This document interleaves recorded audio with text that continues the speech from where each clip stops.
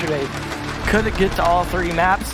You never know. Operator bans should be interesting here on Clubhouse, though. We did have quite a few hard breacher bans previously when we played on this.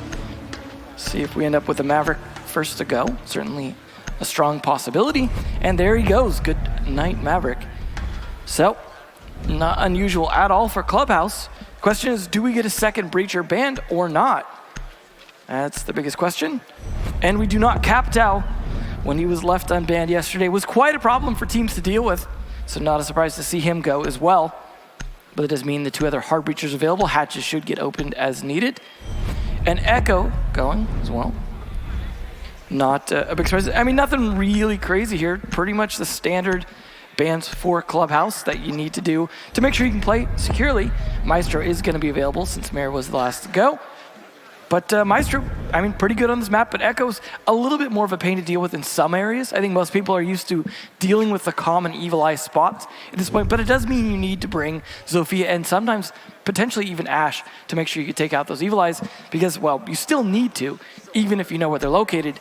We will see at least the Zofia for now. Also does a bit of double duty on Cash as well to help with dealing with the bandit tricking. So you will get a bit of that as well. But Church, Arsenal, to start with, but teasing that they might go Jim with the Castle pick, 6th pick over to the Mute. They will have, of course, both the hard breachers here, anticipating that whether it be top floor or bottom, you really can get good use out of both of them. No reason not to bring them unless, of course, you need someone on something else. Expect to see both hard breachers used every round, unless there's some kind of goofy pocket strat that gets brought out that we haven't seen before, because we've even seen teams run all 3 hard breachers if they don't get banned on this map. We've seen it on Bank as well. When you have to deal with walls, hatches, anything you want. You look at Dirt, for example. Yeah. Got the wall and Dirt that you want to open up as Thermite. You want to get the Church wall as Thermite. Hibana, you're going to get the 3 hatches. If there's an issue there, if you get an early pick, you might lose one of your 2 hard breachers. You've got the added insurance of a 3rd. Obviously, this is a moot point since Maverick is banned for this particular matchup. 5 seconds to go. But I think it's similar to Bank. You have to ban a hard breacher, period. Capitao is such an influential operator on almost every map, though he does have his strengths, and Clubhouse tends to play to those strengths. He doesn't have an explicit counter, at least not yet. We always like to reference. Wamai is coming at some point, but he's not available yet. We don't even have Amaru and Goyu available, so we're still a ways off. But for the time being, Capitao has no counters, so you can't stop those firebolts from going off. Yeah, and they're great for getting control of garage. They're great for getting control of construction. They can do a lot of nasty work in bathroom if the site is gym bedroom. Behind the black box inside the church as well.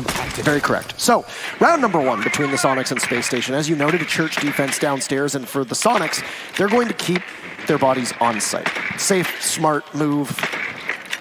Yeah. Play tight on the actual site. You don't need to commit too much. You don't need to overextend.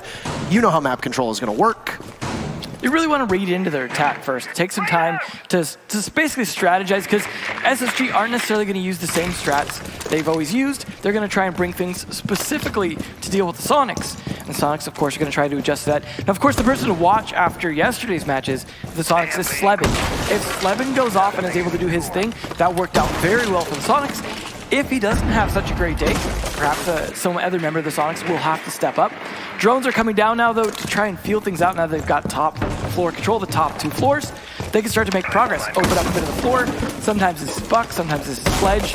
There's pros and cons to both, but he, of course, still has 2 grenades in pocket either way as well. Could see them used on this wire, or potentially some of the angles to even try and deal with Bandit if there was one inside. There's just a mute that's going to stop the church wall from the time being. Canadian on his newfound support duties will open it up and giving calls in quite an aggressive manner. He's going to get the very first kill of these series. You can see he's fired up, and it's on Super, who peeks the doorway into Moto and gets dusted by the Thermite.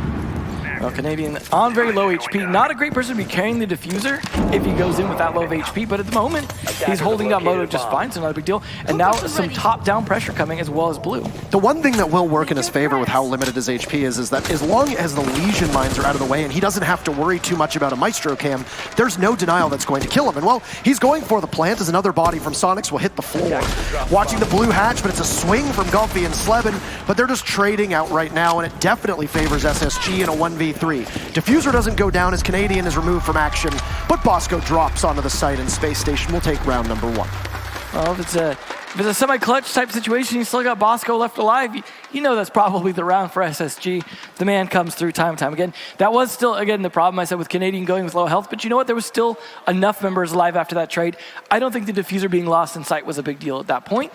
It's still not a great situation, but kudos to Canadian for being brave and trying to make the play. Anyways, we saw a lot of that yesterday, the Bosco-Canadian combo, and just getting those plants down, playing objective. We'll see if they can do that for the top floor sites when they get up there, but Church again for the second attempt here. They're going to try and change things up a little bit this time with the Kaid. The mute jammer didn't really work great because he wasn't going to be able to trick it, and the Thatcher took out that quick to make the Church wall not a problem. So instead, going to bring something that could deal with it a little more dynamically, or potentially just secure the hatches, especially the moto hatch you can trick. I am a little confused as to the way that Soniqs played that. It seemed very passive, way too passive. They didn't really ever establish any true control. So you had the mute that was playing on the wall inside a Church. You have the mute jammer down. You can't really mute juggle or mute trick the way that you can with an Electric Claw or with a Bandit Battery. So once the Thatcher AMP goes off, there goes Church wall. The only real way to stop that is to swing out from Moto, which Super tried to do, but he wasn't even that aggressive. He just peeked the doorway. Or in a common area that's referred to as Pulse Spot, which is the first panel of the soft wall at the bottom of the stairs, which is when you go down the stairs directly on your left, near the hatch that you drop from kitchen. You can return fire from there, and if you have somebody playing in that spot, be it a Pulse, be it a Valkyrie, be it anybody, you can see the whole side of Church wall and the Moto drop as well. There was nobody from Soniqs there that bothered to pressure until it was too late, which I believe was when Sleben and Gonfi got in the action. I almost merged their names together there because they did come as a package deal. But you had the Valkyrie playing in blue rather than playing over by Arsenal. So I was a little confused as to what they did. They're going to get a second crack at it. They've changed some things up. I think you're right. I think the Kaid's a better pick than the mute. We'll see if it actually does anything here, as you also see a change from Space Station. So no Sledge. They've got a Buck on the board instead. Everything else is pretty standardized. I appreciate seeing Rampy's caution, too. Despite the fact that they're droning out the top two floors, you saw him checking angles, you saw him pre-firing spots. He is very prepared for Soniqs to do something unexpected and come at them. Now, Soniqs, again, still very, very passive during this first minute here. All them sitting on site, no one trying to do anything crazy, just, again, trying to look at any openings they can respond to. But I like Space Station's caution. They don't want to just take it for granted that Soniqs is a team that I'm sure they think they can beat just fine. You don't want to take that for granted. You've got to go in this just completely swinging, make sure you take every single round you can. I mean, the shorter you can make the match, the more you can prepare for the next one. But at the same time, they are going to start working their way down towards side a little bit here. They need to clear some of these hatches. There's a Kaid Electric Claw on the kitchen hatch they want to deal with. Thinking Nate still has 2 EMPs to help with that. Well, I do think it is worth reminding people that we are playing on the older patch, which is when the Kaid Electric Claw radius was significantly smaller. May not affect a lot of the walls in this particular map, just a lot of them are 2 walls anyways, but Rampy, though, he's showing some sledding down first. I love the face cam reactions because you can tell that this is personal for Space Station. Rampy obviously very happy as he's doing his best Clark Kent impersonation with those glasses, let's be honest. A very fashionable look, very fashion forward for a gamer. No gamer wear here. So you've opened up the hatches. You have no X-Kairos left. Most of your hard destruction is done. You got about a minute to go. You still got the Kaid playing safely inside a Church, but it doesn't look like it's going to be a Church take at all for Space Station. So where are they going to go? They're likely going to hit blue in the back of Arsenal with Bosco watching from above. Some drone work allows him to know that the Maestro of Goddess is playing safely towards the back boxes. Frag grenade goes down. It's going to down Super. Do they know? That's the real question. There are no points, so you're not assured of whether or not you got a kill. It's not secure. Hot drop through the hatch, and it's a common plant spot for Canadian, trying to lure Goddess out of her position. Neptune's falls to Fultz. Super has not been picked up yet. Thinking Nate has the cross. This is a march of death right now for SQ, and how about a flawless round? Space Station 2 in a row. What a fantastic end of the round. Canadian, again, braving, just going in. I mean, technically, yeah. Trusted his team. Yeah, he's got cover from above, but he is solo in terms of being in the site by himself with 2 players that could potentially swing on him. It's total trust in your cover from the hallway and from above to hit their shots. And they did. And that's what matters is he acts as bait at that point. He knows, if I die, my team will follow this up, but I trust that they will cover me as best as they can. And I mean, I like how objective focused they are. They're not just, let's go in and try and get some picks. Let's see if we can get some kills and soften up the site. It's, let's get in our positions, let's get this plant down, and then kill anyone who tries to stop that. It's very effective here, and so far, I mean, Space Station's off to a great start. You see the players there looking very happy with that last round, and rightly so. Soniqs, on the other hand, trying to be reactive is not working, so it's time to change sites. They're going to go to a site where they could be a little bit more dynamic up here in Cash. We'll see if they can bandit trick it, if they're going to go for that. Slevin's going to be one to do that. We're not going to see super fly away like we had in the past, trying to bandit trick that Cash wall, but he is going to be on the mute. This is going to help a little bit with denying some drones, potentially. Get some denied some of that intel that worked so well for Space Station last round in terms of their execute actually working out. We are going to have Rampy again on the Buck. He's not going to be going switching over to the Sledge or anything. And Buck is a better choice here because then you can approach from below if you want to, whereas you cannot do the same thing with Sledge. So overall, some good operator choices. We'll see if Canadian's able to go to sprint in for a plant, but Neptune's is going to be that maestro on top of the catwalk that it can't be easily taken out the same way without the Capital. So he'll be a force to be reckoned with if they feel that's a necessary part of their take. I wonder if with the Capital ban being from SSG, they're just going to forego garage control, or maybe even just go through garage a different way. There are teams, and Bosco has done this a number of times on teams he's played on. We've seen it from SSG before, which is when you use the X-Kairos of Hibana to open up portions of the garage wall, so you can control the window rotate. That's by the cache wall. Try to follow along, which is the cache wall right here. So you'll open up some of the garage panel, and then, well, what are you going to do? You catch anybody on the rafters that tries to rotate on out. Canadian should be able to get this wall easily. There you go, it'll open up, and he'll go on to repel duty.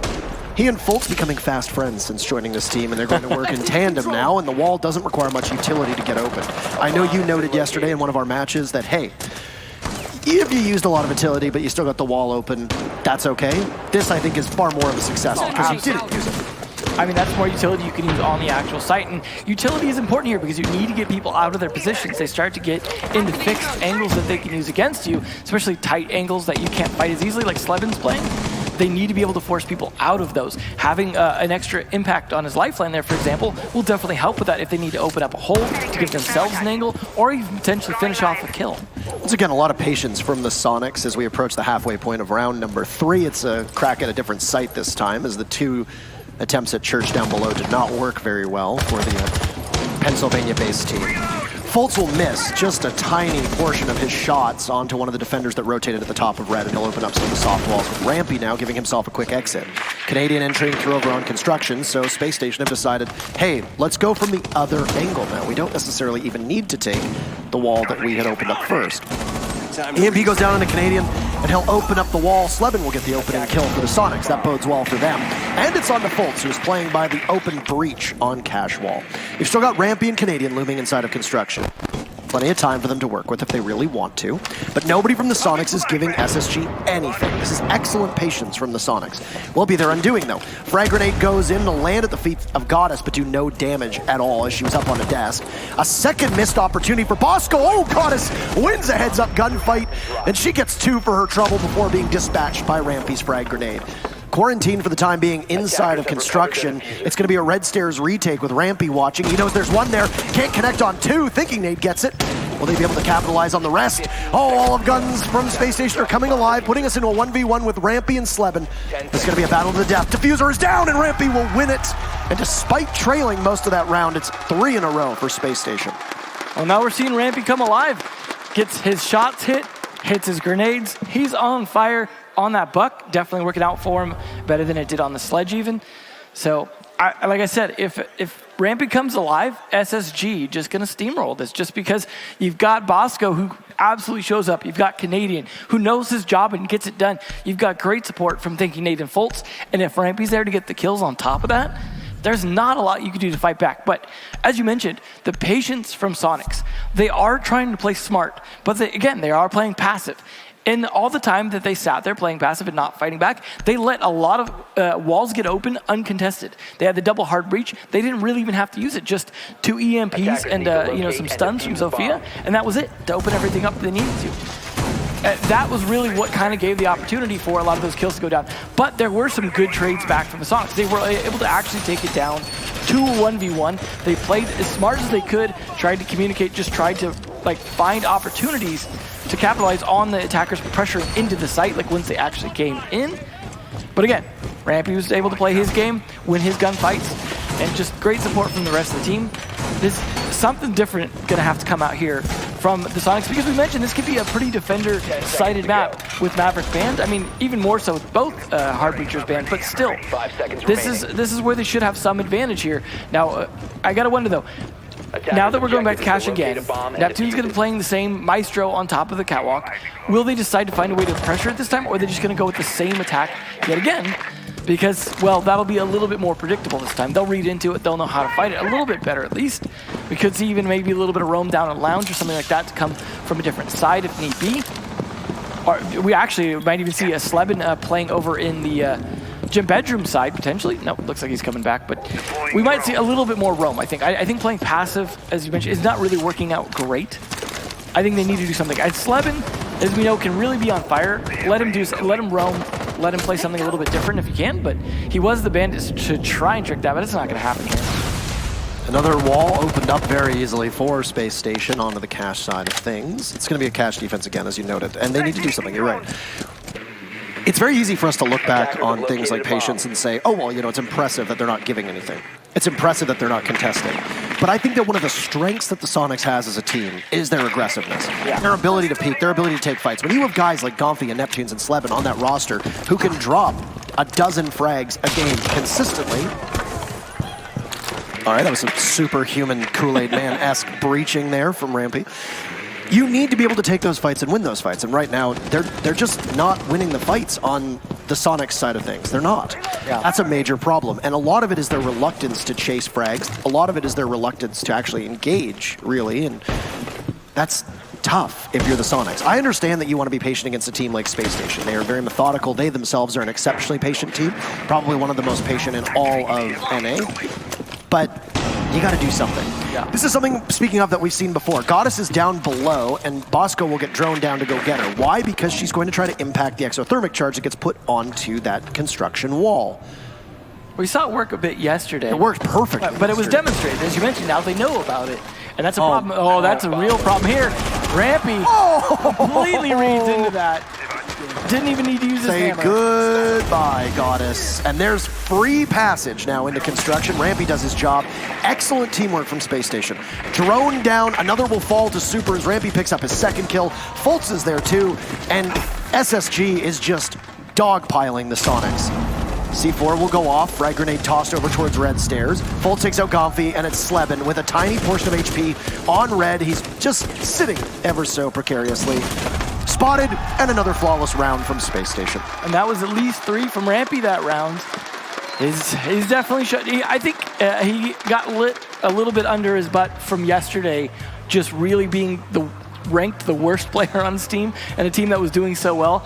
He is really trying to make up for it. And it is interesting to see the alternation between Buck and Sledge. I think he wanted a little bit more of a silent entry that round, so he went with the Sledge to be able to do, as you said, his Kool-Aid Man trick to get through the wall there. It looked like it was just a little bit of a delay in the animation, or possibly a spectator thing. But either way, he got through nice and quietly to sneak on in case he had to deal with someone roaming on that side.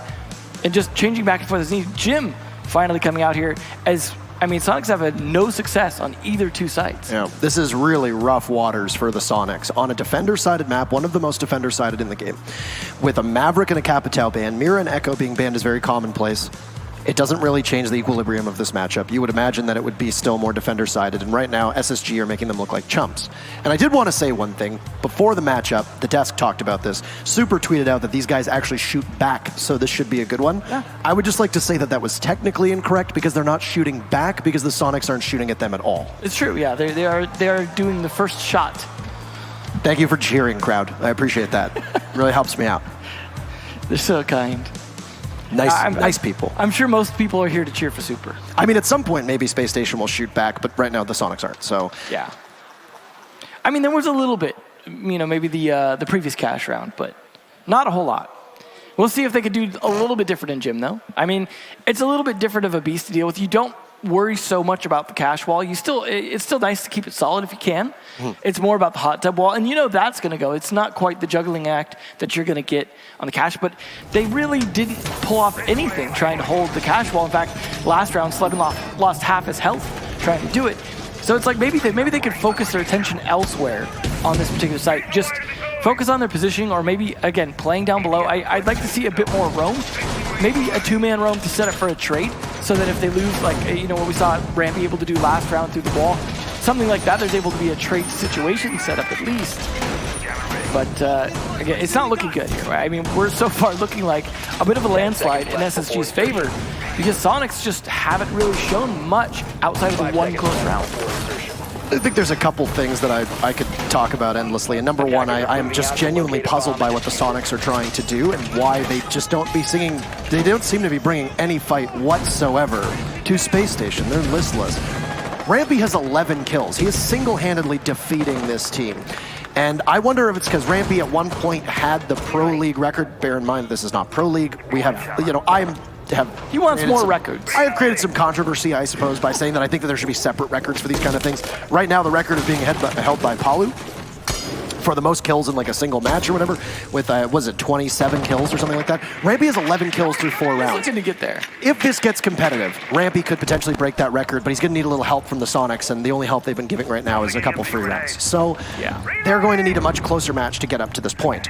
As with most gym defenses, you're going to see a roam over towards the cache side. There's a drone that's been established at the bottom of the garage stairs, so you can see if somebody's going to peek you, thinking Nate is going to sit on it for the time being, while Rampy drones out the rest of cache. The wall's been opened up by Canadians, so Space Station expending some of their gadgetry just to make sure that they have the maneuverability that they need. Gomfi sits all alone inside of the cache portion himself, but at the top of red stairs is Slevin. He's going to get droned out once, and then twice again. Still on the top of red. Where is he going to go? Canadian in to Slevin peek, because if Slevin peeks, this could be the best opportunity. It's a C4 from below from Neptunes onto Rampy. They still know that the Jaeger is there, but Canadian just narrowly misses out on him as he drones himself in. Teamwork from Space Station could have been better in that particular instance. But the Soniqs get their second opening pick of this series. Well, it's an important one with the guy with 11 kills. You kind of want to kill him first. I think that was definitely a great opening pick, and it really leaned into how they were droning. They were droning upstairs, but they weren't overly focused on droning downstairs, and I think that hurt them a little bit, something they might try and correct in a future round.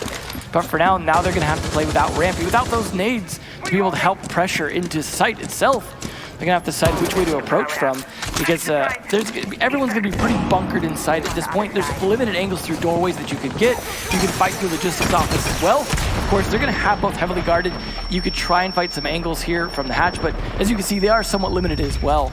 So it's just, again, you're going to see Soniqs playing angles, hoping they can catch Space Station off guard. Canadian just missing out, and he gets stunned by the Zofia of Fultz. Gomfi takes out thinking nade. Goddess is finished off in a joint effort by Fultz and Canadian. They cannot secure the kill on the Slevin as we see Neptune swing around the corner. The smoke putting in work as Bosco takes out Slevin himself. Bosco dusted as Neptune's peaks early, and it's all on the shoulders of Canadian. He finds one as Gomfi rotates, but Thermite is not exactly the operator that you want.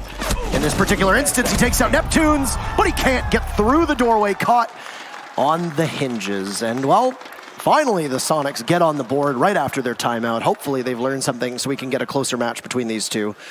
It still came down to a 1v1, so tantalizingly close for SSG fans. Yeah, you gotta imagine still, Sonic's best round was still down to a 1v1. Yep. That's not great. And then it was on their, you know, the tertiary bomb site, the one that there was, that they were really just kind of like, well, the other two aren't working, let's play that. And now they can't play it again. Now they've got to go back to sites that didn't work. But the plus for them is this is their last defense. So at least it'll be over soon for them. But we'll see if they can bring it back a little bit. We've seen some good comebacks, you know, yesterday especially. But it's going to be tough. Bosco wanting to make sure that they could deal with the roamers a little bit better this time. Going to be bringing the Jackal 6th pick. That should be interesting to see if they actually are going to try a roam this time. You mentioned they should be using their aggression a bit more. They might try to this round, and that might play right into Bosco's 6th pick hands. They are going to at least have the Legion, though, to be able to tell if they're coming, assuming that they throw some of those around to be able to help cover that. They also have Slebin on the Mozzie, something a little new for them to try and deny some of the droning, because there definitely has been droning coming out pretty heavily from SSG, but also that doesn't stop Jackal. I think that's important to note, is that Mute Mozzie combo is great for stopping everyone pretty much but him in terms of catching where you're at. And the drone game has been on point, so anything you can do to stop that is, I think, a smart call. But they are going for the castle upstairs roam strat, it looks like. This is something we've seen on display a number of times yesterday, and has become, I don't want to say meta, because it's certainly not meta, but it's definitely not as unusual as it used to be. Castle has seen his pick rate grow in top levels of competitive Siege, I feel like, over the last year. He's always hovered in the 20% range, maybe edging up slightly to the 20-30% range now. And he's an operator that is very much at the mercy of a bad gun and the site that you're going to play on. So you have to realize that there are a lot of tools to knock him down. There's a lot of sites that don't make a lot of sense with him. It also helps they haven't added a lot of soft breachers to be able to... So correct. There's still the standard lineup up to Zofia, which was, I think, the newest of the soft breachers, if you count it. Sledge is still a great operator to get rid of him. Thinking they'd find Super. The mute is dead way early. Playing up top at Jim. I don't know why he peeked that opening to try and engage and contest with Thinking Nade. Maybe he just didn't suspect that it was coming. I'm not entirely sure. But the opening frag for Space Station will put them up to a major advantage for the remaining 2 minutes of this round. They'll add to that, though. Say goodbye, Gomphy, as Rampy gets his kill, looking like it's a 5-1 for Space Station, unless the Soniqs are able to do something. Goddess now being tracked on the stairs. She's watching her team die around her. Down she goes, down Slebin goes, and Neptunes will have to drop. Staves off a flawless round for the time being, inside of Armory. But he's going nowhere fast. 5-1 for Space Station, a dominating performance on the first half. They'll now go on to defense. Usually, a 5-1 scoreline is seen from the defenders on Clubhouse, not so through this match. I'm not seeing possibly the 7-8 scenario that we saw from Soniqs yesterday. This is looking like it could be a little bit more one-sided. I'm certainly not writing them off just yet. The side switch could change everything. But from what we've seen in terms of their passive play, in terms of their ability to make plays happen, regardless of which side they're on, they just haven't been doing it. They've tried that last round. Were you just cheering Soniqs relegated? I think that's already happened. Attackers need to locate and defuse I mean, the bomb. and do these guys have a time machine we don't know about it? Well, they're certainly feeling the heat now. Crowd goat. They're trying to keep Super on his toes for sure. I'm just waiting for them to build those giant, with the boomsticks like they did at Raleigh, the giant hammers and the people, and they got very creative with it. Yeah. Yeah. Keep it interesting. We are going to see some castle defense upstairs again. This time, of course, the sides have switched. They'll be playing a little bit differently. But we'll see if it works a little bit better. I mean, there was a definitely decent effort last round from Soniqs with it, but it got dismantled so quickly. They are bringing something a little bit different on that, and that's the Vigil, along with the Mute Mozzie. So a lot of drone denial for this. It's really, if nothing else, going to take, I would think, a lot of time to try and clear out any roamers there are. Heck, they could even not run any roamers, and it would still take forever for them to clear it out. Yep. Just because they see those castle barricades, you could Mute Mozzie them, and it's like, well, we've got to drone and face check this. The gunners from the Soniqs really need to come alive. The story of that first half, as we've said many, many times, was the patience of the Soniqs, but patience only goes so far, and then I think you can say pretty credibly that it's a lack of patience and just maybe being scared or timid or whatever you want to call it. It's a 3-man roam or 2-man roam from Space Station up top with Rampy as well as Thinking Nade waiting to possibly confront Slebin, as he's going to be your main entry for the Soniqs. Canadian losing the castle barricade. He'll get the hell out of Dodge as fast as he can over by the billiard table. Slebin enters, Neptunes finds Bosco, so this roam-heavy setup that's being done is not working out all that well. Good opening pick for the Soniqs. They're going to need to string a couple of those together, and, well, you've got so many people from Space Station that are all off-site that if the Soniqs are able to transition quickly, that you could end up with Space Station needing to retake to their death, essentially. Yeah. Neptunes did take a bit of a beating in that altercation, so that's about all you got out of it if you're SSG. Good denial there from the Mozzie Pest. It's big brain time. There it is. And no aim to pull that brain. You can see that Rampy is, yeah, that's, what's the typical Ashbane saying? All aim, no brain? Unfortunately, no brain. It was the other way around on that one. Definitely has no brain at this point. That's a no aim, no brain kind of play right there. We've got the nice shot drop from Rampy in there at the chat. Canadian getting pressured from the stairs. He's been given away, and he'll activate his cloaking device, being very patient. He can't shoot through those stairs. He doesn't really have to worry about too much.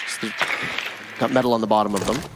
Goffey's just trying to do anything he can along with Sleben as they've cleared the top floor, but they need to transition this to the bottom floor. Thinking Nade runs as best as he can. Goffey finds Canadian. Things falling apart for Space Station on what is a good entry from the Soniqs. And very close to a flawless round. They only got one more kill to go. Fultz with, once again, the bullet holes. A castle against 5 Soniqs members. Well, we saw Merc get an ace with an ump yesterday, but it's not going to happen today. Not even close. Not an operator that you want to engage multiple opponents on, especially in heads-up gunfights, and the Soniqs will win their very first attack. Still 5-2 for SSG. Well, you know, that roam play is always a bit of a long shot. It either works or it doesn't, but good on the Soniqs to really dismantle it as well. I mean, they did pretty much what Space Station did, which is just tear it apart person by person. And that's the problem with that setup, is there wasn't any good trade coverage. You saw every person die individually on Space Station, that none of them were ready to set up for something. And so it was just a small gunfight, just spread out over about 2.5 minutes, all down to Fultz left through a bullet hole. And I mean, I appreciate the bullet holes, the trickery, the castle barricades, the drone denial. But if you don't hit your shots, if you're getting caught out by players just responding faster than you are, it just doesn't matter. And so it was good to see, as you said, Soniqs shooting first. So there is a chance for Space Station to shoot back. And we seem to have a bit more of a game on our hands now. Yeah, SSG did not shoot back for most of that round. So I guess technically his tweet was now correct. Yeah, we'll see how things transition this round as they go to Jim, though, rather than Cash second. So it's been interesting to see this site slowly, kind of go up and down in popularity to kind of oscillate over time as people figure out different ways to play it and different ways to attack it. It's kind of been a bit more of a mixed bag than Church or Cash really has been, as both those sites have kind of their standard ways of attacking that haven't changed too much over time. Attackers must locate. We'll see if they have anything really crazy to play here. Rampy's going to be on that Kaid. And we'd seen some of the best Kaid tricking play that we had in the past from, I believe it was Rampy, playing inside Cash, just going nuts with impacts and the ability to hit with those electroclaws. And now Kaid, in this patch, as you mentioned, does have those impact nades still. Yeah. I think you can make a pretty credible argument as to whether or not that was a buff or a nerf. In this case, a lot of people saw it as a nerf because you don't usually use him for 3 panels. You're still going to bring Bandit a lot for that. Yes, he can juggle more effectively, but those impacts were so crucial. And in fact, I don't know if Na'Vi wins the Pro League Finals without Kaid having those impacts, if you recall their consulate defense. So absolutely, it's something to keep in mind as well. And it's really good for this position. We've seen Rampy guard off Cash all by himself in a masterful display of Electroclaw juggling and then impact tricking as well. Of course, for those unfamiliar, impact tricking is when you use the impact grenade, which comes in the side equipment of a handful of operators. Here you go, see Rampy has the impact grenade. You throw it at a wall and it blows up either the X-Kairos from Hibana or the exothermic charge from Thermite on the other side. Basically splash damage that hits breach charge of different natures. Yeah. It works fairly well. Goffey, though, goodbye, Bosco. That is a smoke down early, a great early pick. He was just in a wrong position at the wrong time. When these windows are available, you cannot be just out in the open like that. It does always mystify me when these windows get opened up that teams do try to rotate and peek through them when they know that there's going to be people in that direction. But finally, it's a kill from Thinking Nade, who has to try to get back into kitchen as quickly as he can after he eliminates Super. Off the board is the Thatcher. Castle jumps out. There's no Claymore. Fultz capitalizes and right back in he goes. It's a little game of peekaboo. Sleben will do what he did best yesterday on Clubhouse, which is ascend those main stairs. He'll be joined by Neptunes, who's lost an awful lot of HP in the process. Thinking Nade downs the Ash. Finished off with the shotgun, pulls it out, he'll go back to close range. It's only going to take 1 bullet to take out the Hibana that's playing close angle, just to the right of Thinking Nade if he does opt to peek. Oh, Plant's starting to go down for just a second there, teasing it out. But it seems they're rethinking this here. I mean, they've only got 2 men and Neptunes on such low health, can't effectively guard this Plant, so they're just baiting it. Thinking Nade tries to draw out Neptunes, can't really do it. Goddess is lost in the sauce, as the kids say. Match point for Space Station. Well, that was a lot quicker than I expected getting the match point, at least. I'm not saying it's over, but that was pretty swift getting here. Looking pretty good for Space Station, who stumbled a little bit that first round, but certainly not the second round. It's odd to see Church be the stumbling point for these teams. Although, to be fair, there was some good attempts on Church. It's just no one's really been able to secure it. So they're going to try one more time for what could be the last, if they're able to figure it out this time. I mean, last time there was the roam-heavy defense that just didn't work. And maybe they won't go with that this time. They are at least teasing the castle. We'll see whether they 6-pick off that or not. But that does, again, they have to go for the same lineup that they were last time. That does, again, hint at the pretty heavy roam. Like I said, though, they can tease that. They can set it up. It does expend a lot of utility to do so, but if you could burn a ton of their time as well, that doesn't give them a lot of time to work with for their actual execute. That forces them into a little more constrained positions that you can use. And it looks like when SSG are able to get a man advantage, if they're able to get some of those early picks, like Super has been a couple times, it seems like that tends to steamroll into a quick round after that. So they're going to be looking for an early pick, especially if you get a Thatcher. Always useful to pick off early, especially with so many electronics in play between the pests and the mute jammers, and heck, even the Vigil, who can be affected by that. Yeah. There's a lot of options that the Soniqs could have had here, but they just haven't gone with many of them. And I really do think their undoing was they had 6 cracks at the defense to be aggressive. They didn't take it really ever at all. And I know that Clubhouse isn't exactly a map where you can be very aggressive, but let's even just look at round 8 that just happened with SSG. What did they do? Well, they get aggressive on the main floor. Fultz jumps out of a window knowing there's no Claymore there and takes out Gomfy. You swing on the main stairs if you're thinking knowing that somebody's pushing up. Spacestation took fights that they didn't need to take. I think they knew where a lot of players were, though, position-wise, that they didn't have the previous round. Absolutely. And I mean, the Soniqs could have done the same, but they just sat and they waited. Speaking of the Soniqs, this is a strategy that they employed downstairs with the castle barricades, as was mentioned. It's now going to be Spacestation doing similar things on a church defense. Could it be our final round here on Clubhouse before we have Coastline next on deck? We saw Coastline get played by Spacestation yesterday as they were victorious over Dark Zero. Canadian is nestled very safely, nice, snug, and tight on that main floor. I don't feel like he's ever had a lot of success as Vigil, even though he plays it so much. I mean, he's great at burning time, but I just don't see him get a lot of kills from this, and jumping back to side here seems like a better play. But I mean, if you look at the way that Canadian has been played on both Evil Geniuses and now Spacestation over the last 7-8 months, his job isn't necessarily to get kills. Oh no, don't get me wrong. Taking some scorn, or drawn some scorn, I guess you could say. I would just like to see him be a little bit more of a lethal pest. I mean, I think Vigil's doing his job the best here, as you need him to, right? 90 seconds in, and what has Soniqs done? They've taken out a couple castle barricades, they've taken some map control on that main floor, but they've spent utility in the process. There's a lot of drones that have been destroyed, and that's the big thing. The more you lose those drones, the less opportunity you have to know where the defenders are going to be playing downstairs, because you suspect, rightfully so, that most of the defenders will be on that bottom floor. But where? Is there somebody playing close in church? Is there somebody in blue? You never really know. Luckily, there's not a ton of positions to play, but they are going to at least try and pressure blue here, it seems. And also, they're droning a little bit downstairs, but, like you said, a little bit less time to work with than they usually have, and a little less utility. Clearing all those castle barricades without a sledge, it burns up a lot. Yes, technically, they didn't need to clear those out once they cleared out all the roamers, but you don't know that. And you certainly don't want anyone sneaking up on you later. It looks like it's going to be a single lone push on blue from Sleben while the rest of the team hot drops over towards Moto. Shots ring over the head of Canadian as blue control is still in favor of Spacestation. Flash goes out behind him, won't flash him, but you can see that Thinking Nate is totally blind. He gets down. 2 from Spacestation as they look to lock this one out. First map could go in their favor. Comfy refrags onto Bosco. Rampy and Super trade off. Unable to land his shots as Rampy, so it's a 2v1 with Fultz. Yet again, UMP in hand, won't be able to do it. He gets outgunned by Sleben, and the Soniqs will be able to stay alive for the time being. Still, match point for Spacestation, but another round for SQ. Just Church seems undefendable at this point, at least with the roam strategy. I mean, at least that time they didn't get caught out on the roam. Canadian just burned time and got away. But, I wonder if the utility could be better spent elsewhere. Because the utility, yes, it burned time, but time didn't seem to be the problem for Soniqs that round. It was just losing the fights. Some of that was due to losing the fight in blue. Losing blue like that control definitely can really backfire, because then you can get a lot of pressure from the soft wall that leads into church as well. Canadian had a nice opening pick from in there, but it wasn't enough to really change the game. Canadian going back to one of his old faithful operators as well. While I think he has a huge pool of operators he plays, he has a few he plays very well that he tends to stick to. And Pulse and Vigil are definitely 2 of those. He will be able to provide a lot of intel for the team, who will very likely not be roaming this time, but they'll have that extra intel and the extra utility that I think they'll need. But they will be on a different site. Cash hasn't necessarily been the best bomb site, but SSG have yet to play it, so we don't know how that'll go for them. The gym did go very well, so upstairs so far with a little bit of roam seems to be working out for them.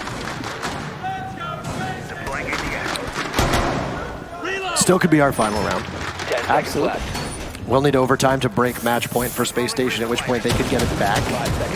I know it didn't seem as close, and you called it a little bit earlier, saying that we might not have the same 8-7, 8-7, etc. that we have seen previously from the Soniqs. I think that Church being played the way it did from SSG was not great, and I think that the Soniqs were very precise with how they took moto control. And then, honestly, a lot of it fell down to gunfights, too. Yeah. I mean, literally, they've been twice as good on attack as they were on defense. Right. But that's not saying much. Oh, there we go. Rampy decided to flip the on switch back on, takes out one of the hard breachers. That's going to make it a little bit more difficult if they need to do any trickery with that, but they still have the thermite for the cash wall. Oh no, Canadian, Or you do need to they? hit your shots. Do they? Hit your shots. Oh, come on. Comfy gets away by the skin of his teeth on what should have been a very, very easy kill for Canadian, and he's going to be kicking himself from that one. But you've been able to do so much damage to the Zofia that, well, you can see it's going to flash red for the rest of this round.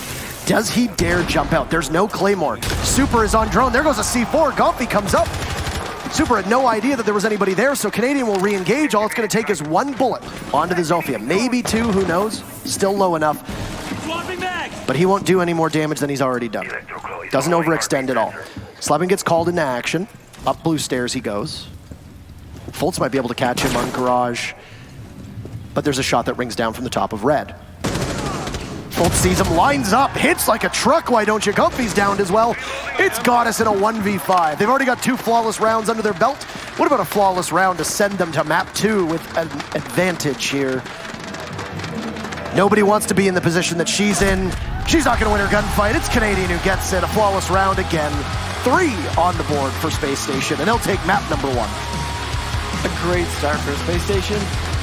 They had a little bit of trouble there just closing it out, but that doesn't matter at the end of the day. 3 rounds lost is not much momentum lost.